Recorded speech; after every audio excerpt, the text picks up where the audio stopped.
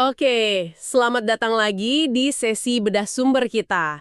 Hari ini kita mau gali lebih dalam nih soal satu video dari kanal YouTube Lansia Sehat Bahagia. Oh, yang itu ya. Aku juga nonton. Nah kan, jujur awalnya aku agak skeptis. Tapi ada satu fakta yang, wah, langsung bikin kaget. Yang soal 70% kecelakaan fatal lansia di kamar mandi itu. Betul, dan katanya sebagian besar bukan karena kepleset. Ini yang aneh. Dan klaim utamanya lebih gila lagi kan? Cuma dengan geser jam mandi, risikonya bisa turun sampai 80%. Nah, itu dia. Makanya, misi kita sekarang adalah gimana caranya aktivitas sesederhana mandi di jam tertentu bisa jadi sebegitu bahaya buat orang tua kita. Oke, ayo kita mulai dari analoginya. Nah, itu favoritku. Video itu bilang, pembuluh darah lansia itu kayak selang karet tua. Udah kaku, nggak elastis. Dan kalau kena tekanan air mendadak, bisa langsung retak.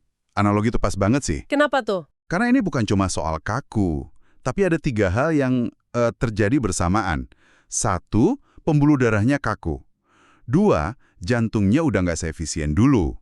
Responnya melambat gitu ya. Tepat. Dan yang ketiga, ini penting, pengatur suhu tubuhnya juga lambat. Orang muda kan butuh 5 menit buat adaptasi suhu. Lansia bisa butuh 15-20 menit. Wow. Jadi 3 hal itu menciptakan semacam badai sempurna di dalam tubuh ya? Betul. Makanya waktu jadi krusial banget. Oke, kita masuk ke jam-jam bahayanya. Yang pertama disebut dini hari, antara jam 4 sampai 6 pagi. Ini jamnya lonjakan pagi atau morning surge. Apa itu? Itu fenomena alami di mana tubuh naikin tekanan darah dan hormon stres buat bangun. Nah, bayangin di saat kritis ini, lansia langsung mandi air dingin. Pembuluh darah di kulit langsung menyempit. Tuh, jantung jadi dipaksa kerja super keras, mompa darah ke selang yang kaku dan sempit itu. Di video kan ada cerita Bu Mariana, 68 tahun. Iya, yang pingsan bukan karena kepleset, tapi pusing hebat. Nah, itu dia. Data di video itu bahkan bilang 65% stroke pada lansia terjadi di pagi hari. Ngeri banget. Oke, jadi jebakan pagi hari itu air dingin. Tapi kalau malam antara jam 10 sampai 12, kok bisa bahayanya malah dari air hangat? Justru ini yang sering orang nggak sadar. Malam hari, tubuh itu udah masuk mode mau tidur. Refleks, koordinasi, semua melambat. Oke. Mandi air hangat itu kan melebarkan pembuluh darah, bikin rileks. Masalahnya, pas lansia ganti posisi, misal dari jongkok terus berdiri, Darahnya telat naik ke otak. persis. Itu namanya hipotensi ortostatik. Tekanan darah anjlok tiba-tiba. Bu Kartini di video itu menggambarkannya kayak ada yang matiin lampu. Tiba-tiba gelap. Astaga, matiin lampu itu deskripsi yang pas banget. Tunggu, masih ada satu lagi kan? Setelah makan besar? Betul, ini soal alokasi sumber daya tubuh.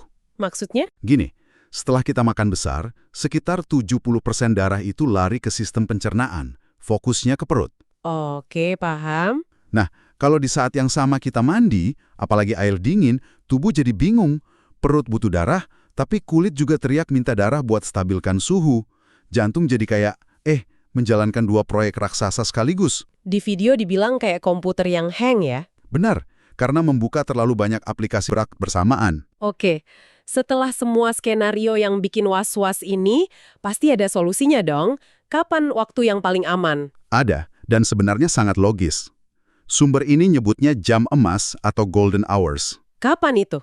Antara jam 8 sampai 10 pagi atau jam 4 sampai 6 sore. Kenapa di jam-jam itu? Simple. Loncakan pagi udah lewat, tekanan darah dan suhu tubuh udah stabil, refleks masih bagus, dan kita nggak lagi dalam proses mencerna atau mau tidur. Tubuh lagi di kondisi paling seimbang. Dan ada contoh nyata, Pak Hermawan. 72 tahun yang pusingnya hilang total cuma dengan geser jam mandinya dari subuh ke jam 8 pagi. Perubahan kecil, dampaknya besar. Jadi, ya pesan utamanya buat Anda semua. Ini bukan buat menakut-nakuti. Ini soal jadi lebih cerdas aja dalam mengelola risiko. Mengubah kebiasaan itu bukan tanda kelemahan, tapi kebijaksanaan. Dan ini memunculkan satu pertanyaan yang lebih besar kan? Kalau aktivitas remeh mandi aja faktor waktunya sepenting ini, kita jadi bertanya-tanya, jangan-jangan ada banyak rutinitas harian lain yang kita anggap aman, tapi ternyata punya risiko tersembunyi kalau dilakukan di waktu yang salah. Bukan cuma untuk lansia, tapi mungkin juga, ya, untuk kita semua.